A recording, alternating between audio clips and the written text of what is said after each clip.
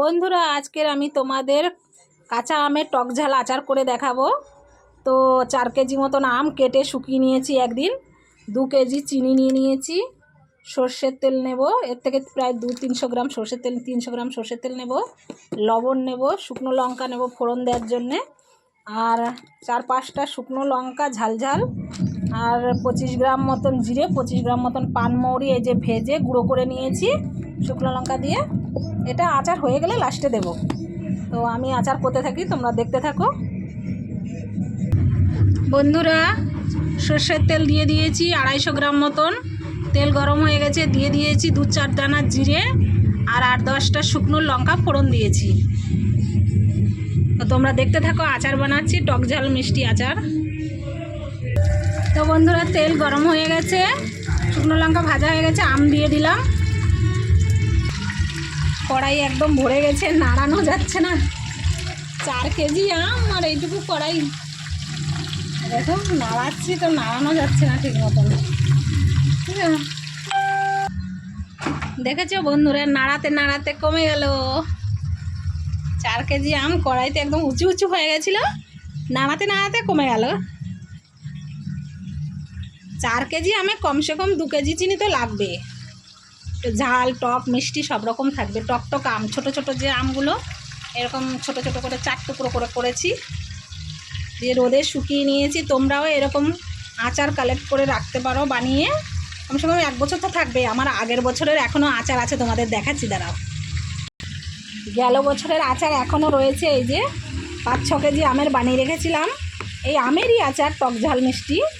তো 4-5টা কোটো ভরে 4টে কোটো ভরে রেখেছিলাম, তাই এখনও এই কোটোটা এতটুকু আছে। এখনও যা আছে 1 মাস খাওয়া যাবে।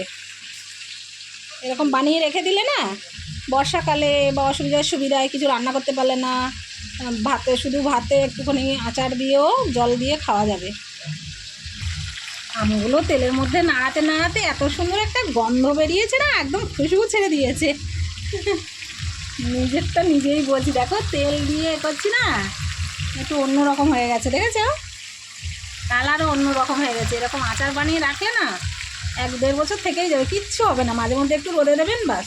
এই আচার করার পরে কালকে সারাদিন রোদ খাওয়াতে হবে। যতটা পরিমাণে আম ততটা পরিমাণে লবণ দিয়ে নেবে। যখন আমটা ভাজবে তেলে তখনই লবণটা দিয়ে নেবে পরিমাণ মতন। যে যেরকম লবণ খাও সেরকম পরিমাণ মতন দেবে। লবণটা দিয়ে ভালো করে সব আম নাড়িয়ে নেবে। হ্যাঁ, আমাকে সামনের জন্য দেখা যায়। এই যে লবণ দিয়ে দিয়ে লবণটাকে এরকম ভাজতে ভাজতে এই যে মাখা হয়ে যাচ্ছে, যখন টাইট টাইট হয়ে যাচ্ছে তখন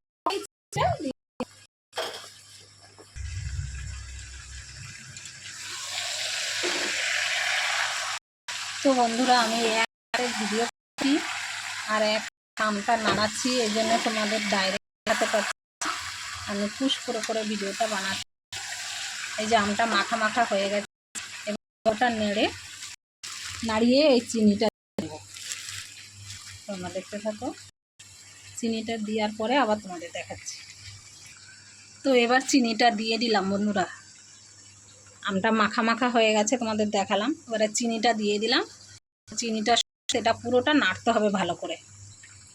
চিনিটা ভালো করে এরকম গলাতে হবে। তো বন্ধুরা, তোমরা কোনো সময় আচার করলে যতটা আম বড় দেখে কড়াই নিয়ে নেবে। আমার কিছু করার নেই, কেননা আমাদের ছোট ছোট কড়াই, আমরা বাইরে থাকি তো, কাজের সূত্রে বাইরে এসছি, তো ছোট ছোট কড়াই, তা ওই জন্য আমার খুব অসুবিধা হচ্ছে।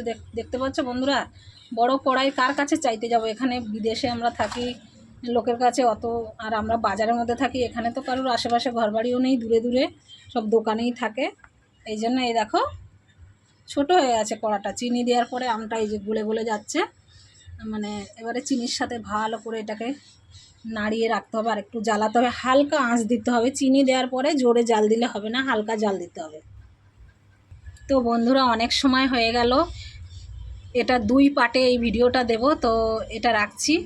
আরও একটা ভিডিও বানিয়ে তারপরে 2 পার্টে পরপর 2 দিন ছাড়বো বন্ধুরা।